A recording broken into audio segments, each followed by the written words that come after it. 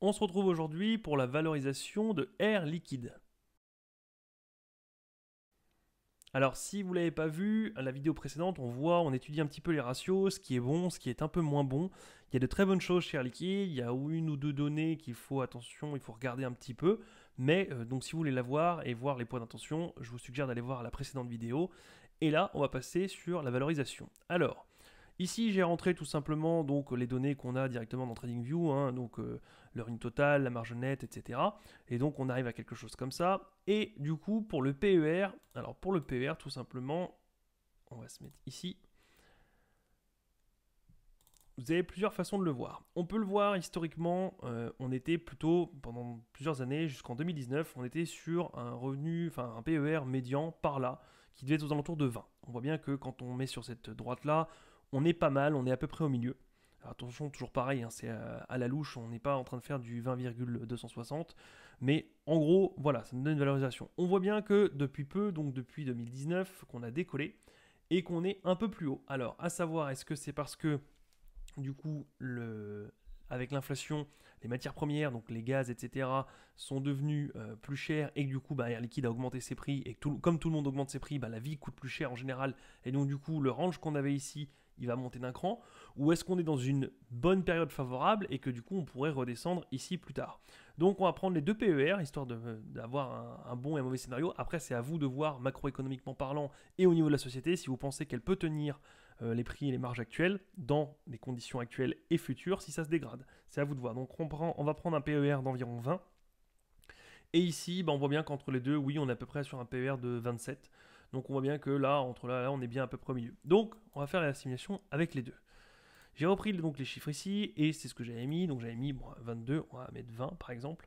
20 et on essaiera quelque chose comme 27. Si je prends à 20 et que je mets la valorisation, on a quelque chose qui n'est pas beau du tout, puisqu'on va arriver à 83. 83, c'est pas génial, surtout quand on voit qu'on est à 167. Si je fais la décote, on voit bien que on est 100% trop cher, donc le double. Et oui, c'est vraiment beaucoup. Et même si on prend un PER de 27, parce qu'on estime que ça c'était l'ancien PER, c'est pour ça qu'aujourd'hui on parle plus du tout de ces chiffres-là et qu'on a l'air surévalué, même si je mets du 27, on arrive à 120. Alors pourquoi un tel écart de prix, une telle différence, surtout qu'on n'est pas sur une start-up, on n'est pas en train de valoriser une croissance future. Donc théoriquement, pourquoi? Tout simplement parce que, on l'a vu dans la vidéo précédente, Air Liquide, c'est quelque chose, c'est une société qui n'offre pas des super rendements, on est sur quelque chose d'honorable, on est sur 10% de marge, entre 11 et 9% l'année dernière. C'est bien, mais c'est pas spectaculaire, mais tout simplement parce qu'on voit bien que c'est en constante progression depuis plus de 20 ans. Et on voit bien que on traverse les crises, les âges, on passe absolument tout, on passe à travers tout, qu'il y ait des guerres ou pas, qu'il y ait des pénuries ou pas. On voit bien que c'est un long fleuve tranquille.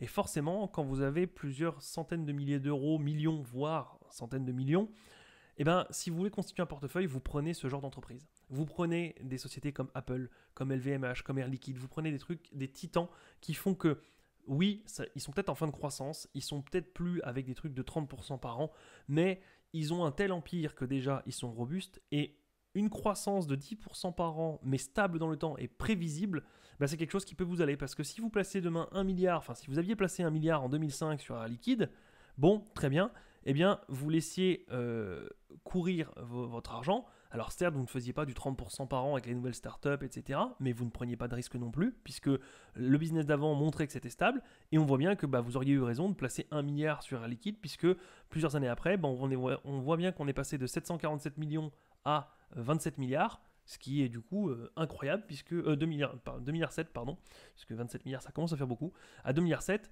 donc on a fait quelque chose comme x3 et quelques, un peu moins de x4, et on voit bien que du coup, 1 milliard x4 en 20 ans, c'est très bien, surtout quand vous savez que c'est prévisible et que chaque année, vous pouvez voir les 2-3 années d'après. Donc mettons que vous suivez un peu votre portefeuille de prêt, chaque année, vous regardez les prévisions futures pour les 2-3 prochaines années, vous voyez que ça monte. Vous refaites une évaluation ici, vous voyez que ça monte, enfin que c'est stable et que tous les économistes sont OK pour dire que, OK, très bien, etc. etc. Donc c'est légèrement plus cher qu'une autre société dans le même secteur, mais en fait ici on paye la croissance régulière et mine de rien, quand on a un beau portefeuille, surtout quand on a un gros portefeuille, c'est quelque chose qui séduit énormément parce que on préfère gagner un petit peu moins mais de manière certaine. Si demain je vous proposais de gagner un coup 5 000 euros par mois, un coup 100 euros, un coup 9002, un coup vous deviez de l'argent, ça pourrait vous plaire, parce que peut-être qu'aujourd'hui vous n'avez pas d'argent, et donc vous vous dites, bon, une paye à 9000, ça peut être très bien. Maintenant, si vous êtes habitué à quelqu'un qui vous gagnez entre 20 et 30 000 euros par mois, donc c'est votre seuil de référence, si je vous propose de troquer, de faire un contrat et de gagner de manière certaine seulement 14 000 par mois, mais à vie, ou si je vous dis, ben voilà, vous gagnez 20 ou 30 000 euros par mois, et ben le mois prochain, vous pouvez gagner 70 000, le mois d'après, me devoir 3 000, le mois d'après, 2600, le mois d'après, vous gagnez 100 000, ça peut faire peur. Et donc du coup, quand on est arrivé à un certain niveau d'aisance, on préfère largement avoir une stabilité, quelque chose de prévisible et pouvoir faire ses projections sur du très long terme, plutôt que de tout remettre en jeu à chaque fois son patrimoine. Et surtout que quand on a 1000 euros, si on les perd en bourse, récupérer 1000 euros, ça va. Quand on a 200 millions et qu'on les investit, on ne veut pas repartir à zéro et se retaper 200 millions à gagner à la sueur de notre front. Donc, du coup, on préfère gagner un petit peu moins en rendement, mais avoir quelque chose de stable. Et bien, c'est exactement ça qu'on paye ici. Alors évidemment, ça se sait quand on a un peu de recul en bourse et qu'on a étudié pas mal d'entreprises. Mais voilà pourquoi, au premier abord, un novice ne comprendrait pas spécialement pourquoi Air Liquide, qui n'a apparemment rien d'extraordinaire, se paye aussi cher. Donc, on va repasser à la valorisation. Et donc, on voit que 120 euros, même là, c'est encore pas trop cher. Ce qu'il faut vous poser sur ce genre de questions, c'est, alors un, comme je viens de le dire, la stabilité, et deux, quel est le rendement que vous attendez. Parce que par exemple, si vous attendez un rendement de, alors on va le faire ici, on va voir les projections. Mettons que l'année prochaine, hop, on se dit que l'année prochaine en annuel, donc pas cette année, l'année prochaine on estime que ce serait 7,10 € et on voit bien que bon voilà, c'est en constante progression et que souvent on n'est quand même pas trop loin de la vérité entre l'estimation et ce qui a été donné. Donc on va partir sur 7,10 € comme quoi c'est la bonne valeur et on fera après pour 7,75 €. Donc pour 7,10 €, mettons que vous avez un gros portefeuille et vous attendez par exemple quelque chose comme l'industrie française, c'est aux alentours de 6-7%, on va dire 6%. Donc si vous mettez 7,10 € divisé par 0,06, donc 6%, ça vous fait, forcément il faut que je mette le égal, ça vous fait une valorisation à 118. Donc on n'est pas loin, proche de la valorisation qui est là. Maintenant, si vous êtes prêt à troquer et que vous vous dites, voilà, moi je préfère troquer du 4% parce que oui, je sais que d'habitude l'industrie française rapporte 6, mais là, moi je préfère 4 et extra prévisible, on voit bien qu'on est à 177, on s'approche ici, donc j'aurais dû mettre quelque chose comme 4,5%. Si on se dit 4,5% par exemple, on voit bien qu'on est à 157, on n'est pas trop loin de la valorisation. Donc quelqu'un qui est là, il s'attend à avoir un rendement de 4,5%, un petit peu moins. Alors, est-ce que c'est bête, est-ce que c'est intelligent? Quand on voit aujourd'hui qu'on peut avoir des obligations d'État américaines à plus de 5%, c'est peut-être pas la meilleure période pour acheter du Air Liquide. Donc il faut peut-être attendre un petit peu parce qu'on est peut-être un peu haut. Quand on voit ici, là, l'envolée qu'il y a eu, alors ça ne veut rien dire, c'est pas parce qu'il y a une forte progression que ça peut que tomber. Il y a des boîtes, on aurait pu se dire la même chose ici en disant ça va tomber vu la forte progression. Ici on aurait pu se dire la même chose, puis finalement un an après on était reparti. Ici on aurait pu se dire on a une super progression entre là et là, mais finalement ça repart. Donc ça veut absolument pas dire que ça va s'écrouler, ça veut juste dire que là, momentanément, on a quand même fait une sacrée hausse. On a fait 20-30% de gains. Est-ce que le chiffre d'affaires et la marge ont suivi de 20-30%? Si c'est non, il se peut qu'on stagne un petit peu et qu'on ait un peu du mal, surtout s'il y a une récession qui arrive. Donc ça peut rechuter, on peut peut-être choper un point bas. Je ne dis pas forcément qu'on est très surévalué, mais on est peut-être un petit peu haut. Et donc c'est quelque chose qui, voilà. Si on regarde, je fais toujours un petit peu la droite de régression, c'est quelque chose qui peut aider. Alors attention, comme d'habitude, comme le PER, comme tout, c'est à prendre avec des pincettes, parce que le PER veut tout et rien dire. Ici, on voit bien que donc sur la droite de régression, donc sur les 30 dernières années, on voit bien qu'on est pile poil au niveau. Attention, c'est à prendre avec des pincettes, c'est pas parce qu'on est haut qu'on va forcément descendre, parce qu'on peut être haut, on le voit bien ici, haut et rester haut longtemps. Donc ça veut dire que si ici vous étiez dit non, j'attends que ça redescende, vous pouviez attendre quelques années, donc, et du coup ne pas profiter des profits futurs et des dividendes. Si vous étiez ici et que le business model a changé, mettons qu'entre là et ici, vous êtes Michelin, vous faites des pneus. Mais vous allez trouver un nouveau business, avec le caoutchouc, vous faites autre chose. Et vous pourriez faire plus de gains et donc partir sur une nouvelle droite et une nouvelle tendance, tout simplement parce que le business d'avant n'est pas le même business qu'aujourd'hui.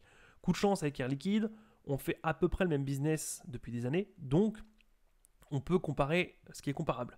Et on voit bien qu'une fois de temps en temps, on tape la borne haute, il y a une crise, on remonte, on peut rester, attention, au-dessus de l'évaluation moyenne pendant très longtemps. Donc quelqu'un qui se met ici, qui se disait non, moi je vais attendre que ça chute. Là, il se dit, ouais, c'est sûr que ça va passer de l'autre côté, comme là, en bas, j'attends. Ben, il n'aurait pas été dans la course pendant très très longtemps, pendant une décennie, un peu moins. Donc, à vous de voir aussi si vous voulez louper potentiellement le train ou si vous voulez mettre une petite pièce en rentrant, mais on est un tout petit peu haut, on n'est pas vraiment surévalué, mais on est en dessous d'un écart type. C'est quelque chose qui est pas mal.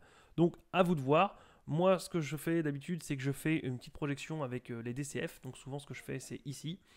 Je vais voir les futurs revenus parce que moi, ce qui m'intéresse, c'est. Alors, le passé peut aider pour savoir si la boîte est stable et fiable, mais ce qui m'intéresse, c'est surtout les revenus futurs. Et donc, moi, ce que je fais, c'est que je me projette avec les futurs revenus ici et je me dis, voilà, avec une telle progression, encore 2-3 années de plus, combien je peux valoriser cette société aujourd'hui, sachant ce qu'elle va me rapporter plus tard.